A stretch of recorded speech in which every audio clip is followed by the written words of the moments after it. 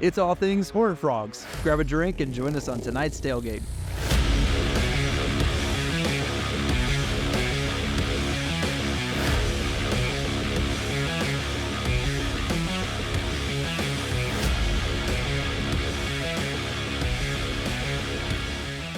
All right, everybody. Thank you again for joining us on tonight's Tailgate. As always, I'm Luke. I'm joined tonight with Michael.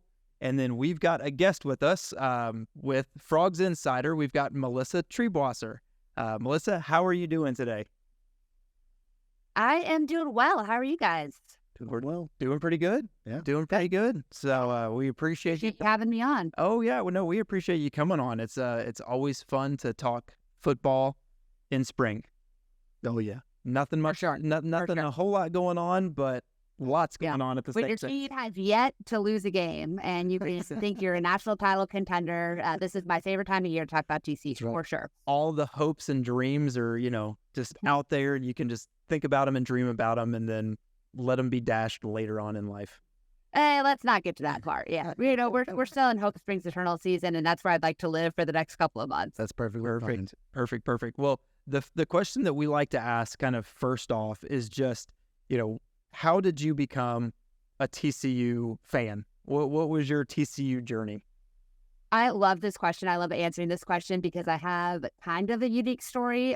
In that, like most TCU fans of a certain age, I have certainly earned my stripes as a Horned Frog supporter, and that I joined up before anybody knew what TCU was or before we had any type of recognizable athletics program.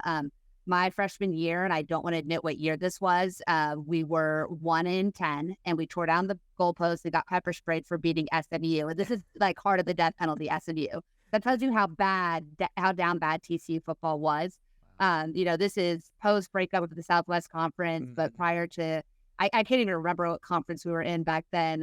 It was Mississippi State Central Mississippi. I don't even remember. Some directional Southern Miss was like our big rival.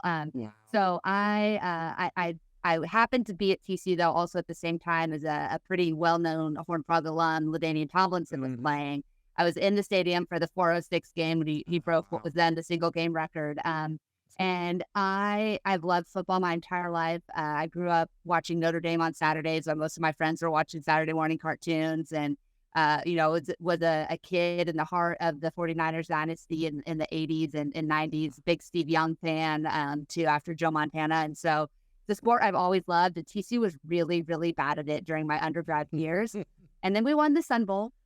And then Gary Patterson kind of became Gary Patterson. Yep. And I stayed connected to the program in my post-grad years, bouncing back between California and Texas, started covering TCU in about 2010, I think, right after the Rose Bowl year. Attended the Rose Bowl, and that, I mean, if I wasn't sold before, that experience, watching your team win the Rose Bowl, especially when you're a team that never thought they'd ever get a shot to be in it, that'll get you hooked for life. And then been credentialed media for like the past 10, 11, 12 years. And so that has really kind of kept me tied to the program. And as I've gotten to know the players and the coaches in a different way as a media member, I think it's helped me know their stories. And once you know someone's story, it just makes you want to root for them even more. And so, I mean, it's and then, on top of that, TCU basketball has become relevant. I've attended NCAA tournament games. I've attended College World Series games. I've watched our soccer team and our tennis team and our volleyball team make postseason. And so it's been really fun to be a TCU supporter and a TCU media member the last couple of years, especially. And I was on the field for as a photographer for the playoff game and the national championship game. And so just have had some really, really special experiences. And being a Horned Frog alum and watching that team that was 1-10 do things no one ever thought. I mean, I hate to say I bleed purple, but I 100% do. I try to be a fair journalist, but at the end of the day, like, I'm a homer 100%. But sure, it would be that's such a cool. I mean, like you said, that's a cool story to watch a 1-10 team. Yeah, being excited about that, and then you get to see LaDainian Tomlinson. I mean, that's in my opinion, and I actually do. I do. Every couple of days I put out who my best player is from every team. I did TCU today, and it was LaDainian Tomlinson. Yeah, I mean, they've got like Slinging Sammy Baugh, obviously, and Dutch. I mean, they've had some Heisman Trophy winners, Davey O'Brien, but But LaDainian Tomlinson, I think because of when he played and because of the foundation that he helped build, the turnaround he created. When I went to TCU as a Californian back in, we're going to beat that part out.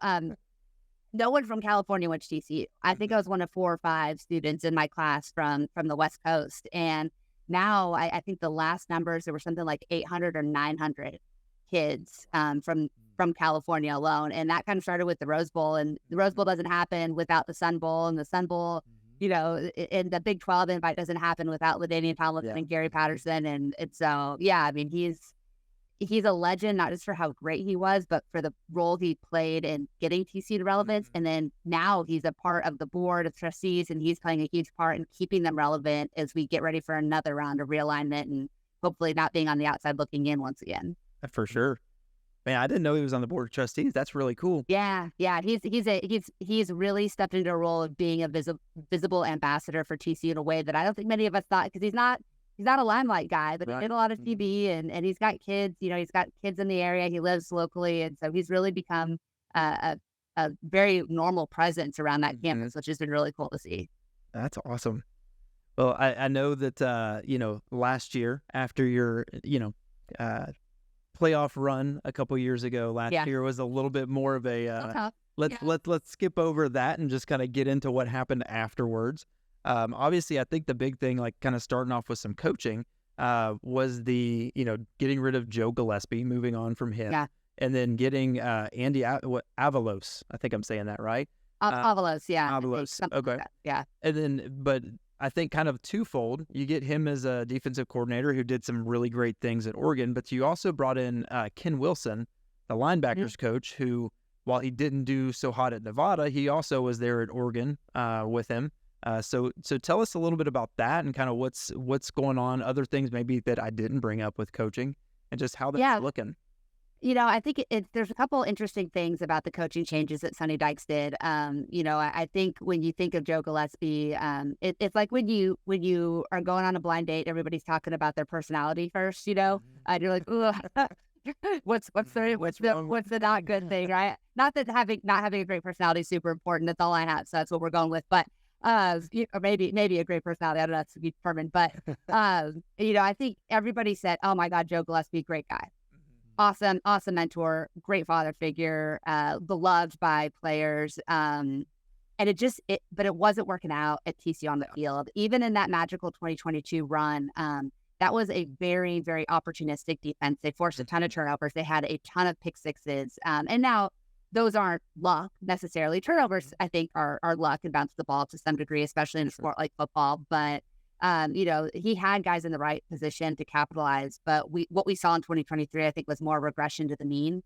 When everything didn't go their way, TCU's defense was really, really bad. And they also didn't have a lot of veteran leadership on that group and guys that were expected to step up into leaders. And Sonny Dykes has spoken to this quite a bit, and he's been so transparent about it, is that the coaching staff didn't do a good job with the tight turnaround from the national championship game and recruiting in the portal. And I mean, that's really when this all started to kind of blow up. And I think he had something like 5 days, and then they were back hosting guys on campus after the national championship game. So there was a leadership void at the coaching staff. There was a leadership void at in the locker room, and Sonny knew he needed to make a change. And as much as everybody loves Joe Gillespie, he was not the right guy for TCU in this moment.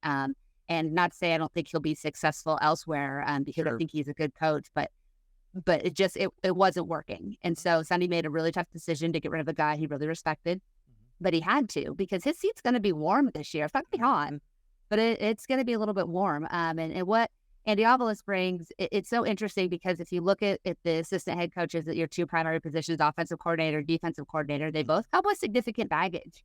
And so there's a little bit of risk reward there, right? Like, you got your offensive guy has a last name that is associated with one of the worst, eras of one of the worst abuse scandals, since Penn State, unfortunately. And you have a defensive coordinator who was basically fired from Boise State because guys didn't like him and players didn't want to play for him anymore. But then you also have a transfer from Boise State who sees the hire and says, "No, I'm coming to TCU." So maybe it was just kind of wrong place, wrong time. But what he brings is a really dynamic system, multiple fronts, a lot of flexibility. And what we saw this spring is that he's willing to put good players in positions to make good plays. He's evaluated the talent on the field. He's putting square pegs into square holes instead of trying to force into that spill and kill system that was just getting the TCU defense eaten alive in 2022. And, there's so many talented guys. And there's guys like Nnamdi Obiezar at the linebacker position, Bud Clark, who is one of the most dynamic defenders in 2022 and looked absolutely lost a season later.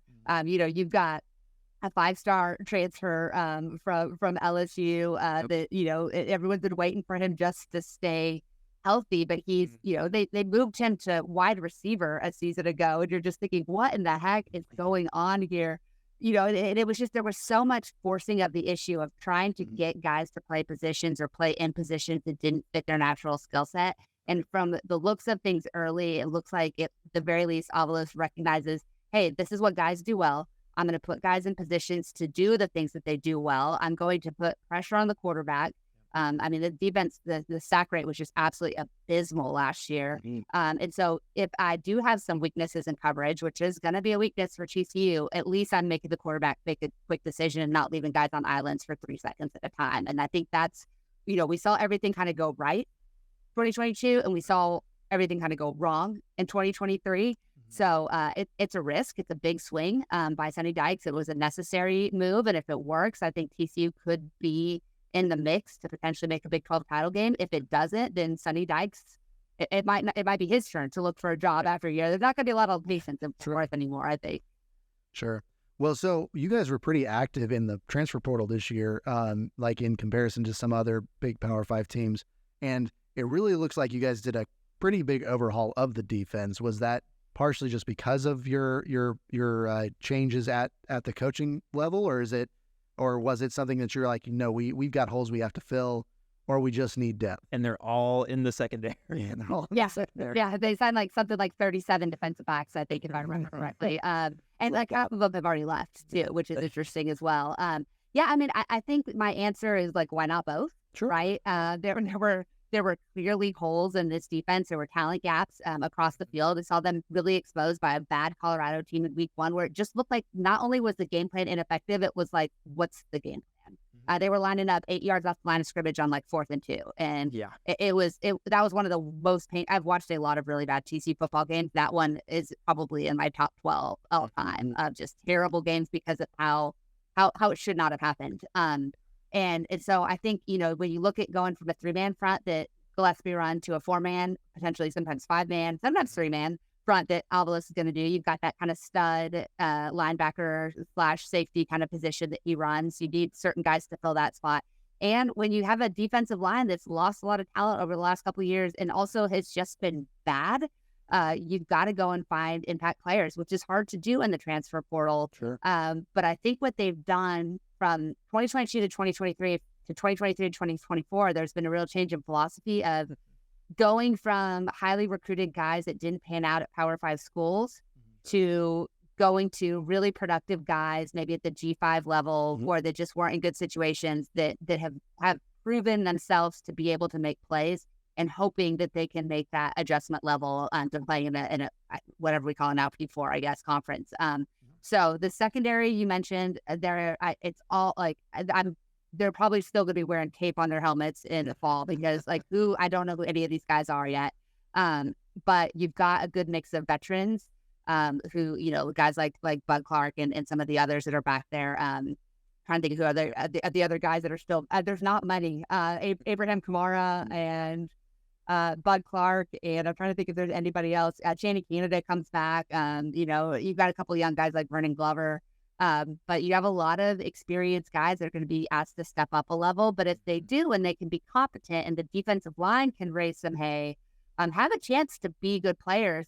Some of those guys transferred out after spring ball because it was clear that they weren't going to be good enough, which I think is good. And some of those guys I think have been really exciting in a positive way, where you start to look and be like, hey, this kid might legitimately have a shot to be something. There have been a couple of really good surprises, like Cam Smith came out of absolutely nowhere. Lamarian James is another guy. These are experienced guys that can have stepped up and look like they could be on the 2 deep for sure on opening night in Stanford.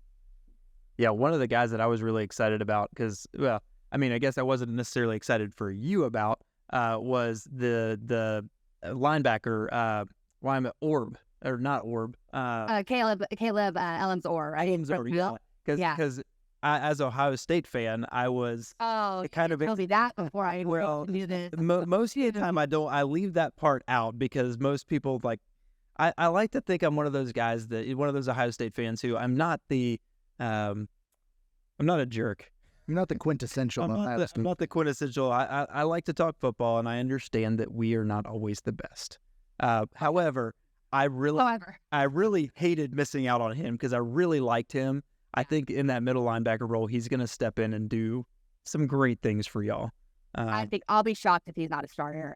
That was a name that we kept hearing all throughout spring ball. And TCU's linebacker unit has been really solid. It's just been really hurt the last couple of years. And so you add a kid like that who had great offers.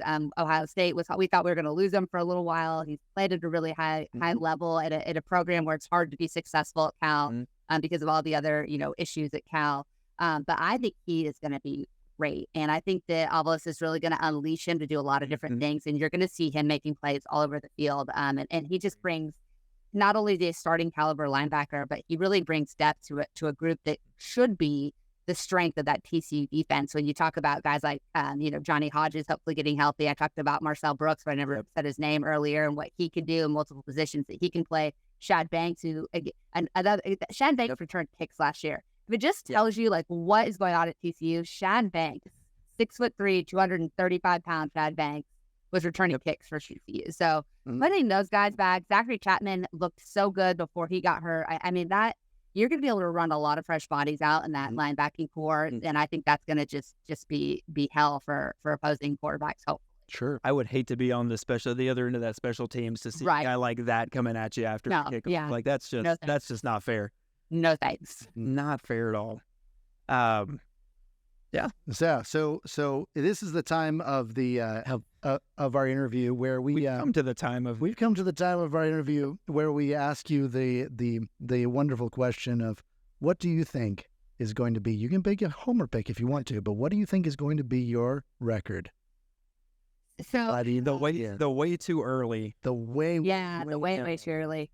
So last season, going into the year, I really expected TCU to take a step back. And I was kind of thinking this is probably 6-7 win team, that if everything breaks right, they could maybe get to 8, maybe 9. And, if they have the same kind of luck, then this is a team that could contend for a Big 12 championship. And I was very like even keel of coming off a national championship game and all the talent that they lost, all the guys that got drafted, like, no, and then I let myself get talked into all of the propaganda that was being spewed, during spring ball and fall camp, that this was the most athletic and this was the biggest and the strong. And you saw it very early in game 1 against Colorado that this team just did not have any type of chemistry or continuity and Sonny Dykes said it in an interview very recently. There was a lot of guys that were kind of with the what's in it for me. Right. And that showed. And again, in the transfer portal NIL era, that is something coaches are having to deal with. This year, I'm going in with you're not going to fool me once, shame on me, or shame on you. Fool me twice, shame on me, right? So I think Josh Hoover missed all spring with a back injury. He's eligible to return on June 1st, or expected to return to summer workouts on June 1st. He had 6 starts. He looked really, really amazing, mostly in garbage time, and he struggled in the first half of games. He has a lot of talent. He is, for the first time, I think since his senior year of high school, he's having the same offensive coordinator for 2 seasons in a row. So that's good. The offensive line, I think they made some really smart moves in the transfer portal to bring guys in. You see me talking myself into this. I'm doing this on the air here.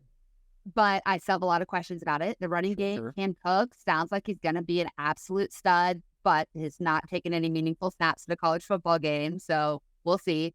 And the defense, like, you got to show me something. You were really, really bad last year. You've got a new defensive coordinator. So there are a lot of questions. I think that anything less than bowl eligibility would be a massive disappointment for this program. You cannot go 5-7 in back-to-back years when you are fighting for your life in college football, literally. This is a team based on the schedule that should be able to get to 7 wins pretty, not easily, but that should be an expectation. 8 wins is definitely a possibility. Utah and Arizona both have big question marks, but both have a ton of talent, both have good quarterback play. Oklahoma State is Oklahoma State. Kansas State replaces a lot, but they have a really good quarterback too. So I don't think TCU's in that class of team, but I think 8 wins is very realistic. I think I'm gonna kind of hedge and say 7-5. But I more expect probably 8 wins, but I'm not gonna let myself get hurt again. Not in May. I'll let myself get hurt again in like September, but not in May. Gotta protect the heart some, and just a little bit. Honestly, the Big 12, and like we've had a couple other Big 12 podcasters on. Yep. I think that the Big 12, just top to bottom, is going to be the toughest conference when you look at. Really? I think so. Well, I think it's bad. Well, not necessarily like the best, just meaning like when you look at the talent level from top to bottom and how many competitive games there's going to be within the Big 12. Because I think that there's, arguably, you look at TCU and you go, okay, let's say 7 or 8.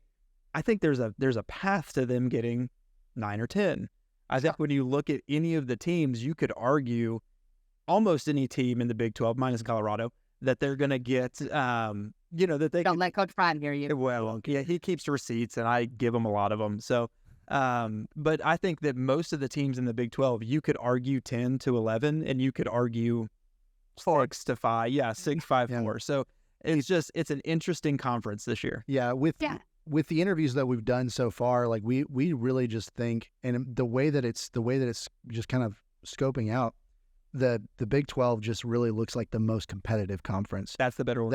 And so it's just like, because there's such a talent discrepancy in the SEC and the Big 10, and like the top teams, they're not going to lose to you guys have just, again, it's one of those things like I don't know how your conference champion would handle themselves against the top teams in the SEC or the Big 10. Well, I mean, we know how that goes. Oh, that was 2020. We're trying not to bring that up. But it's one of those things that's what we consistently come to. It's just like, it's going to be one of the funnest conferences to watch this upcoming, like, just because there's just going to be just because of how competitive it's going to be. Yeah, I think that's super fair. Like, I think that you're not going to get a ton of blowouts.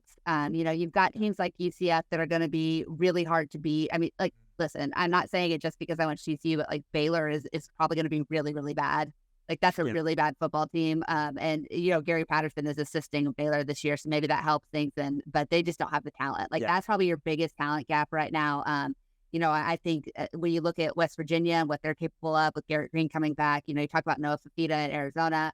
Arizona State probably has a lot of question marks. There's been quite a bit of turnover on that roster. Colorado, I mean, we can say what we want, but Shedeur Sanders is, if he plays what he's capable of and the offensive line gives him 2 seconds, I mean, you are talking about a top half of the NFL draft quarterback, probably, right? You have Travis Hunter is probably the most dynamic player in college football when he's got someone that when they can get him the ball, or when he's, not being asked to guard 17 receivers for the other team. Play 160 snaps a game. And God, insane. I mean, kid's insane. Yeah. You've got Cameron Rising at Utah.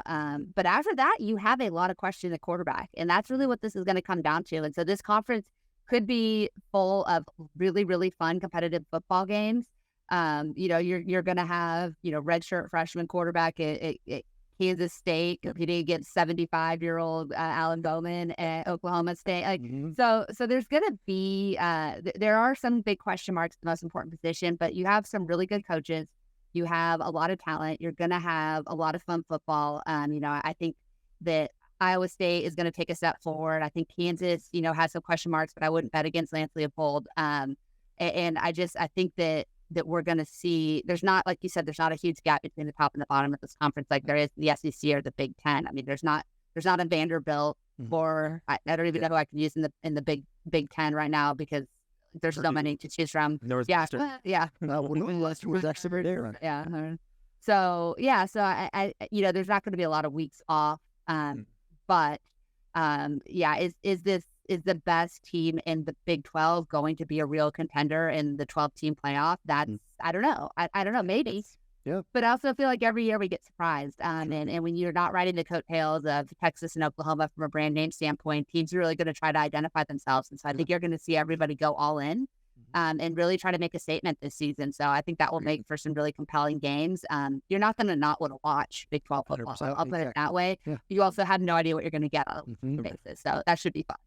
It'll be awesome. When you started bringing up 75-year-old, I thought you were going to talk about Cam Rising out of Utah.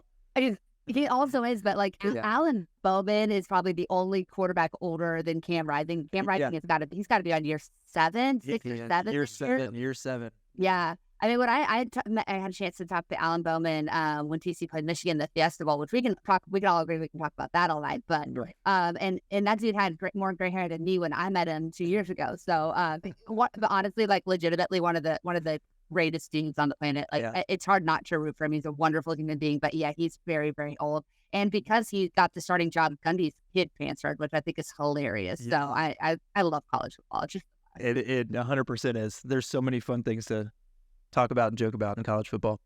Oh, for sure. Well, thanks so much for being with us. Can you just shout out, your Twitter, your podcast, whatever you've got going on, so we make sure you got. Yeah, you can find me on Twitter at @thecoachmelissa. You can hear me and Jamie Plunkett on our Frogs Insider podcast, which is part of the Dave Campbell's Republic of Football Network. It's really cool. If you guys are familiar with college football in Texas and football in Texas, Dave Campbell's Texas football.